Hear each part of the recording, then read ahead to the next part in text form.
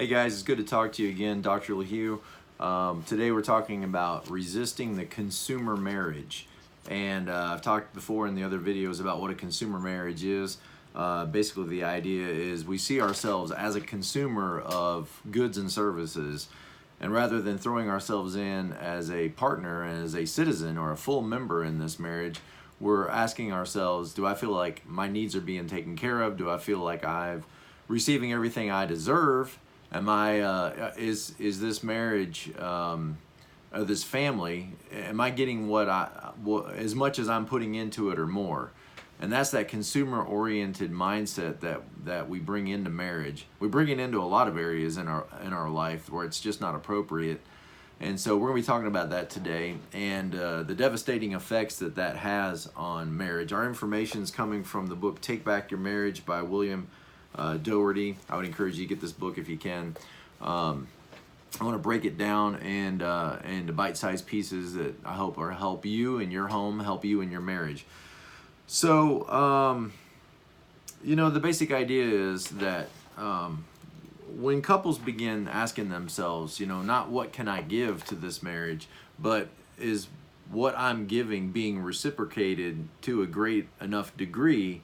When they start focusing on, are my needs being met the way I feel like they should, then it sets us up for frustration and unneeded frustration, and it sabotages the long-term commitment of that marriage. So I'm just going to go through some of the information here. Our personal desires, what we want in a marriage or out of a relationship. When you hear couples talk about it, it's almost like they talk about their expectations in the marriage as if they're constitutional rights. Like the right to a free speech or the right to assembly. It's like if I feel deprived in any way in this marriage, I don't feel like my wife is meeting my need for recreational companionship or meeting my need for conversation or meeting my need for affection or whatever it is. Then I'm not being treated fairly. And so those are grounds for, something to happen. And rather than just learning to accept disappointment or talking about it, letting it move us to communication and making our needs known, sometimes we just live with these unspoken expectations of what the marriage should be like. And if they don't meet my expectations, or I feel like, I could get a better deal somewhere else or be treated more fairly somewhere else, then the couple's ready to split up and move on. And they feel like they have grounds for splitting up, they're being somehow emotionally abused because the other person is not meeting their needs to the level that, I feel like they should. And so we bring this consumer-oriented mindset. And so again, this consumer-oriented mindset is, advertisers are working overtime all across the nation to convince you that you can't live without their products. Like if you're going to be, a likable person, then you need to wear their brand of shirts and their brand of jeans. And if you're going to be an attractive person, then you need to drive their car. And if you're going to be a healthy person, then you need to eat their food the way they've prepared it. And so they work really hard at trying to convince you that the people down the street have it better than you. And you're missing out on something. And because you're missing out on something, you better act now, you better respond now, and you better buy their goods and services. And so we tend to bring that kind of mindset, that sort of like, I'm going to review how many stars do you get into everything we do. We're sort of, groomed, you might say, by society to think like consumers, like savvy consumers. And at the end of the day, consumers are only concerned about their own personal interests. So this isn't love. Whatever love is, this is not what love is. Love keeps no records of wrongs, okay? So this consumer-oriented mindset is always saying, do I feel like I'm getting the best deal I could get here? If I'm not, then my only loyalty, my only commitment is to myself and to my personal interest. And so I might as well just cut my losses and run. And so this will create, sort of a marriage merry-go-round, because if this person that I'm married to isn't meeting my needs to the level that I think they should, and I'm going to then raise a complaint, and when nothing happens at my complaint, then, you know, maybe I'll start showing, you know, a bad attitude, and then you start treating your mate unfairly, and you may start you know, responding and reacting in a very negative way to your spouse, which then further compounds the problem, because now they're frustrated. And so since they're frustrated, they're less likely to meet your needs, which then gives you the justification that, well, look how terrible this person is. They're not even trying to meet my needs. Look, they're so hard to live with. They're so frustrated all the time. Well, maybe I'm frustrating them. Maybe my demands and my expectations are part of the problem. Okay. So this consumer mindset that we kind of have in our country, you know, it comes into parenting too. You know, do I think my kids are really appreciating all the hard work and dedication and sacrifice that I've made over the years? I don't think I'm being treated fairly as a parent, because my kids, you know, they just have these high expectations as to what I should deliver. And so these kids, you know, they need to be taught a lesson. Or maybe the kids have that consumer-oriented expectations of their parents, saying, look, the kids down the street, they've got a brand new Xbox, and they've got better cell phones, and they've got, you know, super high Wi-Fi, and we're stuck here with all these old electronics and all this outdated stuff, and we're wearing all these old, you know, clothes with not name brands, and I don't think you're doing a very good job as a parent. And so those expectations, where I'm saying is those expectations are what society puts on us. And then we expect other people to live up to those expectations, when maybe they've made no promise to live up to our expectations. It could be that the expectations themselves are the problem. And it seems like, you know, nobody knows how to deal with disappointment anymore. Disappointment is a normal part of life. I've seen parents go through the drive-thru at McDonald's, you know, and their child wanted a certain toy in their Happy Meal. And I don't know why they sell the food, because the kid doesn't want the meal, they just want the toy. So they go through the drive-thru, they get the toy, and as they drive away from the drive-thru, the kid screams because they didn't get the right toy. They got the Barbie toy instead of the doggy toy, and so they lose their mind. And rather than this being an opportunity for the parent to teach the child, hey, this is what disappointment feels like. Sometimes in life you don't get what you expect. Sometimes in life you don't get what you hope for. And sometimes in life you're going to feel disappointment. And this is what it feels like. And in a very real teachable moment, that parent has the opportunity to teach that child what disappointment feels like in a very protective, controlled way. But rather than do that, I've seen parents stop the car, go into the McDonald's, and raise a fit, you know, because their kid is pitching a fit, and the parent doesn't want to deal with it. The parent doesn't want to hear the child have a meltdown, have a crisis, so they rush in to rescue the child and further compound the problem, because they're protecting that child's consumer-oriented mindset, teaching them that if they just cry and complain, that they never have to experience disappointment in life. And so we bring that childish, consumer-oriented mindset into the way we do families. And the reality is guys, I have 5 kids. My wife and I have been married for almost 30 years. There's going to be times when we disappoint each other. There's going to be times when expectations are not met. And you just have to just go on. You have to say, well, you know, maybe my kid was having a bad day today, or maybe my parents were having a bad day today, or maybe my husband was having a bad day today. And that's okay, you know, and you just shake it off. And you think, well, maybe I could be more responsive. Maybe I could be more compassionate. Maybe I could be more understanding. But see, that takes love. And that's what our society doesn't know how to do. We're not good at loving each other. We don't have, you know, the love within us, and we don't know where to get that love, because it's got to come from a higher source. And so we won't stick with it long enough, you know, or stay with it long enough. But we want all the benefits of the long-term commitment without the sacrifices and the disappointments that come from making long-term commitments. In fact, people run away from contracts, they run away from commitments. And they even talk about marriages now like starter marriages. You know, like, well, maybe this isn't probably going to work out, but it'll, you know, just like we have a starter home, one day we'll upgrade. And the real commitment you need to make is not to your spouse, but you need to make a commitment to yourself, to make yourself the most relationally entrepreneur you can. And so if a better deal comes along, or what you perceive to be a better deal comes along, make sure that you're ready to jump on that deal. you know. This is not in any way what marriage is all about. This is not in any way what marriage should be about. And I've seen it over the years, guys. As a pastor, I've been in pastoral ministry now for 30 years, maybe longer.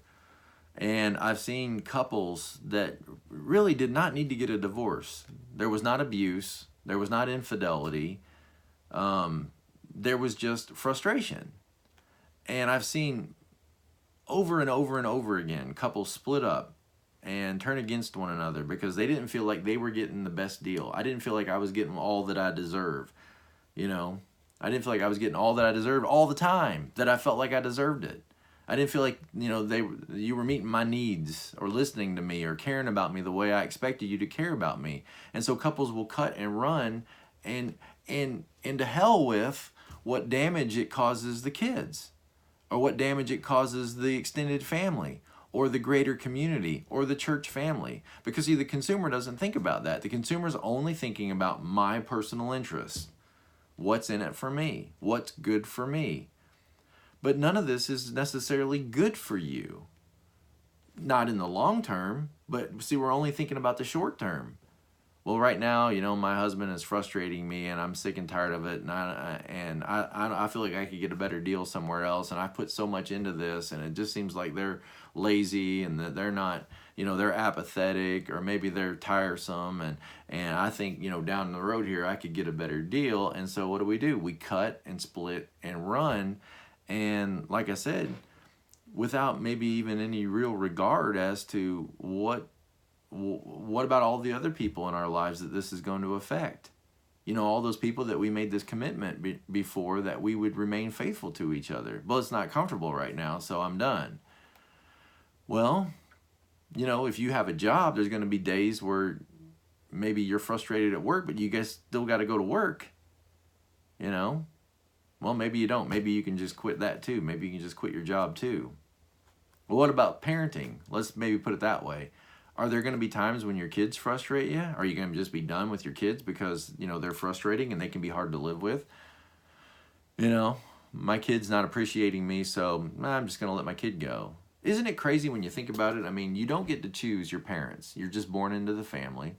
You don't get to choose your brothers and sisters, and you don't get to choose what children that you have unless you adopt them. You don't get to choose what children you have. You just get what the Lord gives you. For good or for bad, that's your family, your brothers and sisters, your parents, your kids. You don't get to choose anybody at all in your family. You're just stuck with them. And you know that. And so you just learn to get along. You just learn to adapt. You just learn to change your expectations. You learn to communicate. It's those playground rules. If you act like a jerk, the other kids on the playground won't play with you.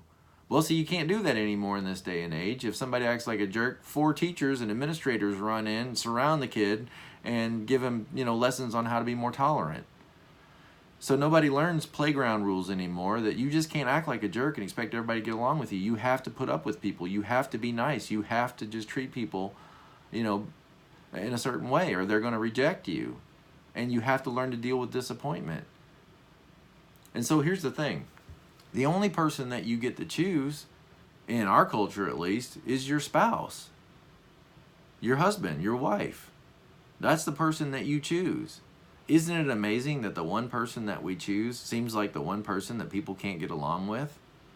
They can get along with their kids. They can put up with their kids. When their kids are frustrating them, they just learn to grin and bear it and endure it. And they say, well, you know, what am I going to do? It's my son. I love my son. I love my daughter. I'm not going to quit being their parent. Or brothers and sisters, we learn to get along. We learn to work out our problems. We learn to, you know, deal with it. The one person that we don't seem to learn to get along with is the person we choose. And maybe since I chose this person as my wife, maybe I feel like that gives me the right to choose. Maybe I don't want to be her husband anymore. And so that's what this consumer mindset does to us. Rather than being full participants in a covenant, in a partnership, you know, we're kind of always, you know, putting our thumb to the pulse and saying, you know, am I fully satisfied today? Well, if I'm not fully satisfied, whose fault is that? Well, that's her fault. You know, she's not living up to my expectations, and so she needs to step up her game, and or, you know, maybe a better deal might come along. And so this mindset, it destroys churches and people's involvement in churches. It destroys communities. It destroys businesses. It destroys families. And it's maybe destroying your home, your marriage right now, your expectations.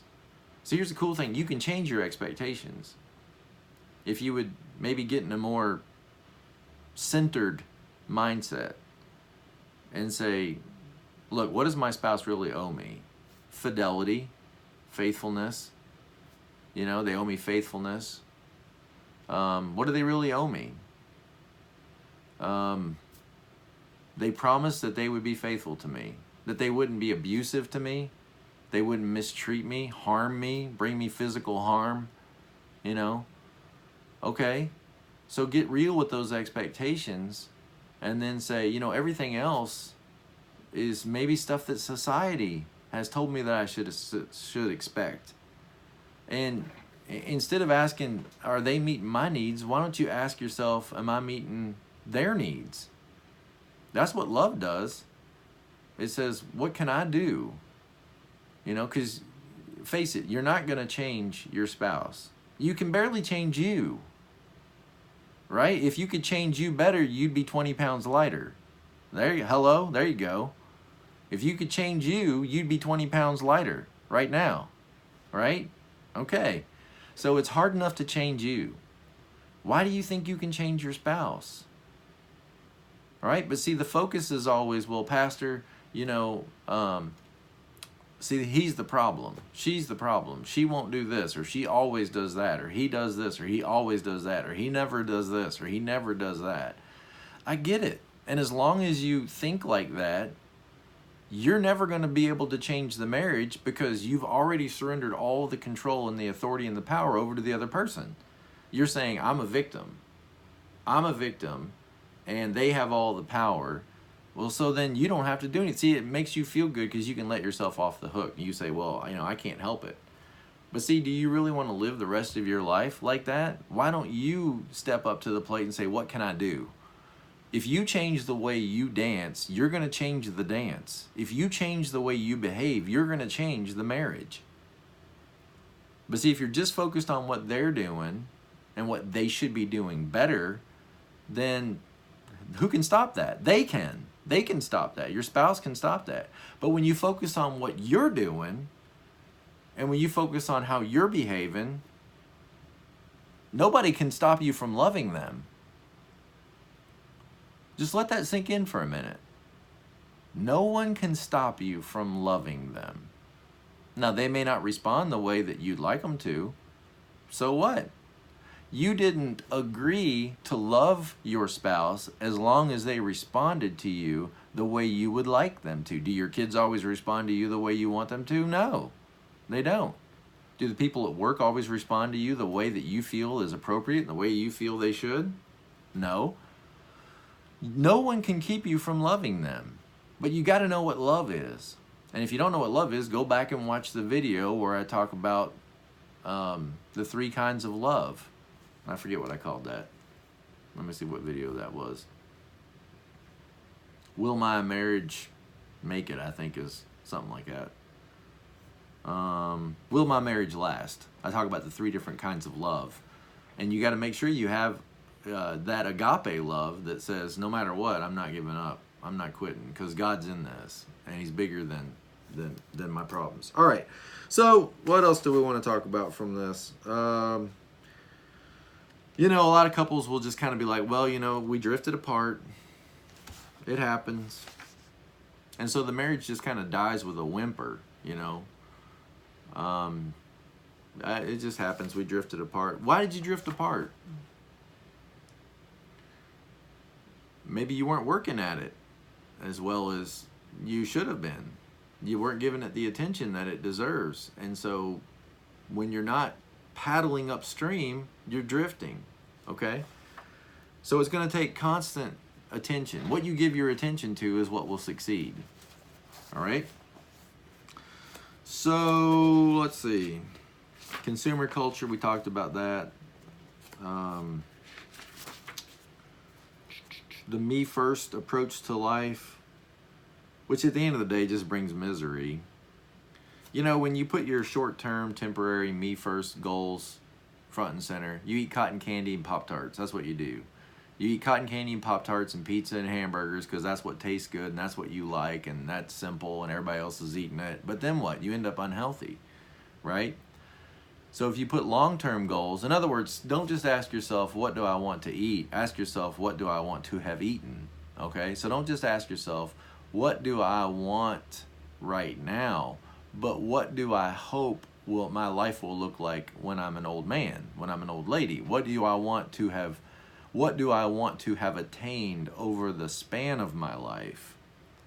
And that will help you guide you in some of the decisions that we make in the future. So this me first, what I want right now, you know, it's a very childish way to live. And nothing of real significance is going to be accomplished in life with that sort of mentality of what do I want right now? What if your spouse has that attitude? What do I want right now? Can you live up to all those expectations? All right, so where does it end? The chief value of the consumer marriage is making sure that your needs are being met and that your options are always open. And so the consumer-oriented mindset in a marriage is always got your finger on the pulse. Are my needs being met to the degree I think they should be? And I want to make sure all my options are open. As soon as you adopt that sort of thinking, you have basically set your marriage up for failure. Okay. I'll be committed as long as this is meeting my needs. And if I settle for anything less than what I feel like I deserve, then I'm a sucker. That's the consumer-oriented mindset. And so there's a lot of soft reasons why couples end up separated. The relationship wasn't working for me anymore. Our needs were just too different. I wasn't happy any longer. Why can't you be happy just being a faithful spouse? Why doesn't that make you happy? I mean, think about that. My marriage wasn't making me happy. My spouse wasn't making me happy anymore. Why can't you be happy just being a faithful husband? Why doesn't that, hey, I'm a faithful husband. That makes me happy to know that. I'm a faithful wife. I'm a faithful parent. I'm a loving husband. That makes me happy. That knowing that, no matter how they respond, makes me happy just knowing that I'm a faithful husband. That's a powerful thought. Okay, I grew and they didn't. So I grew right out of this marriage, okay? Or I'm a Christian and they're not. Or she changed too much. Or I deserve more. Or we're not the same people we were when we got married. Or, you know, my husband is just a nice guy, but he's boring. The relationship became stale. Or we didn't have any real intimacy. Or he wasn't a good role model for the kids. I mean, all these are the reasons, the soft reasons. The hard reasons are he's abusive to my children, or he's cheating on me, or he's been lying and not, you know, he's been coming home drunk every night and lying. He hasn't been at work. He's gambled away all of our money and we're going to be out on the street. Those are more hard reasons that society used to recognize as, okay, sometimes these things happen. But now here's the point that this author's making, is those soft reasons in this consumer-oriented mindset now become acceptable reasons why, well, you should move on. You should move on. You know, and you go to a therapist, and the therapist is going to say, oh, wow, you know, if that's what you want, then, you know, you need to do what's best for you. Is it really what's best for you? That's the question. Is this really what's best for you? I know it's easiest right now, in the short term, it's easiest. But is it what's best for you and for your home and for your kids and for society? Okay. What about the ongoing pain that's going to come and consequences that are going to come from splitting up? It doesn't, you know, it doesn't just go away. You might be able to turn this marriage around. And see, that's the hope of making videos like this. That's my hope of coming into your life, is there might be hope of turning this marriage around if we don't let this get too far. Because these soft reasons start to build up and it creates resentment in you, which then gets acted out directly and indirectly in your marriage, which makes the other person more confrontational, more frustrated, and then those soft reasons can often end up becoming hard reasons, and then somebody does become abusive, and then somebody does become, you know, addicted, and then somebody does become, you know, then the affair does happen because we're so frustrated with each other that we start to push each other away rather than pull each other in. The constant complaining and all that, the constant dissatisfaction creates an unbearable marriage. Okay, it doesn't solve your problems, it makes it worse.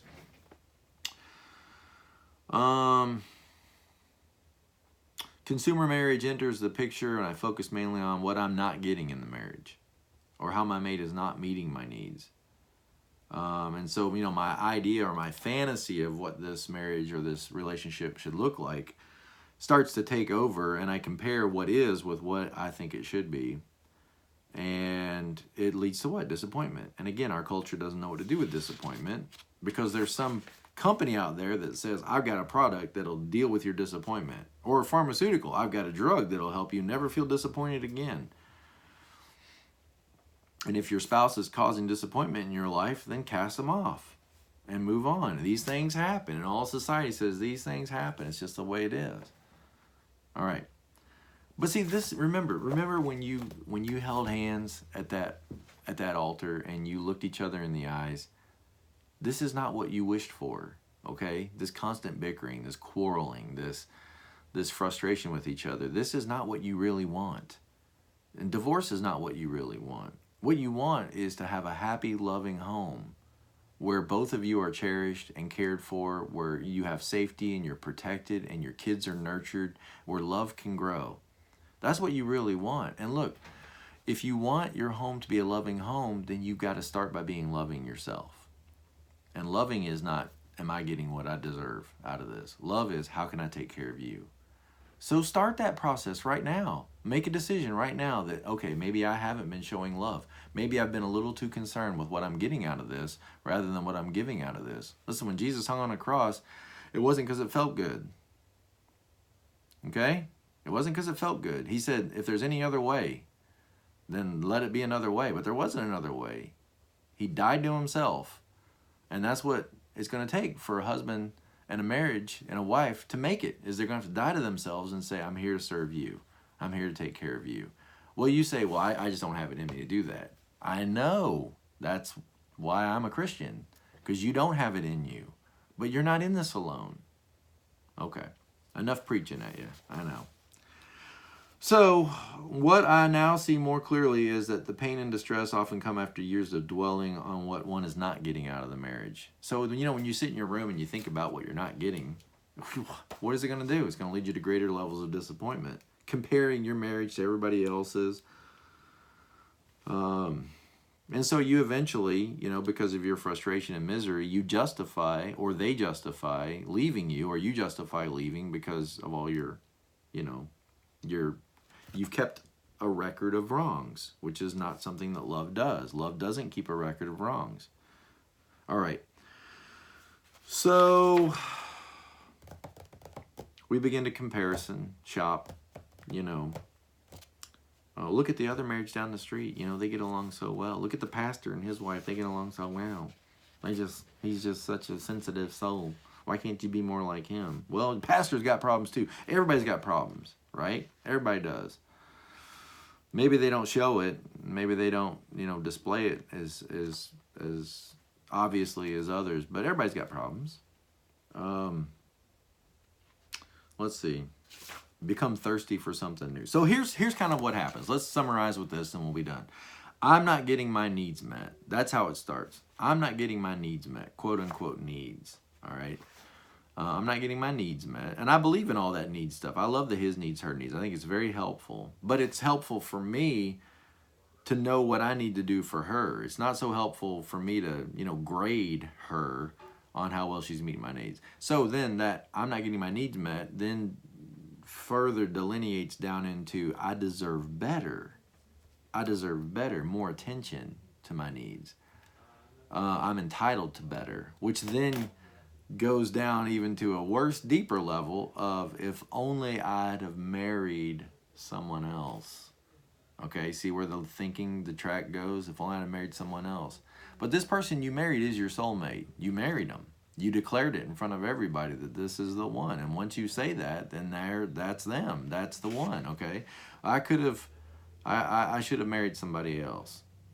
I didn't know the downside, okay? And then next level it goes is my marriage is not as good as as what it could be if I was married to somebody else or another person's marriage. And then it delineates even further into my spouse is a flawed spouse. There's something wrong with them. There's something inherently wrong with them. They're selfish. And then it goes down a list of whatever you want to fill in the blank. They're the one that is the problem. I'm the good guy here. I'm the one that's I'm the good guy here. And this is where the consumer-oriented mindset trips us up and gets us into trouble. And until we let go of that consumer-oriented mindset, we're going to be stuck in this pattern. So last thing they say is that, we need to think of ourselves not as tourists in a marriage, just trying to sample from the best, we can, but as citizens of our marriage. In other words, plant your flag, build your home, learn the language, and live in the marriage with a commitment, a hearty commitment that says, I'm here, I'm not leaving, I'm going to stick this out, we're going to work through this, I'm a citizen, this is where I live, these are my roots. This is the foundation on which you need to build a strong marriage. But if you do it, realize you're going to be paddling upstream, because our whole culture is saying, what's in it for you? So you're going to be paddling upstream. You're choosing the difficult path, but you're choosing the high road here, and it's difficult sometimes because our whole culture is going the other direction. But the long-term investment is worth it. The long-term investment, raising a family, if the Lord should bless you with kids, raising a family together and working through the highs and lows and through the health problems and the crisis and the financial problems and making it to the end of the road hand in hand, facing the sunset together, saying we did it, is worth it. It's worth it. All right, thank you guys. Like, comment, and subscribe, and as always, be present to life. Don't be so focused on what you don't have that you miss what you have right in front of you. All right, till I see you again next time. Thank you guys.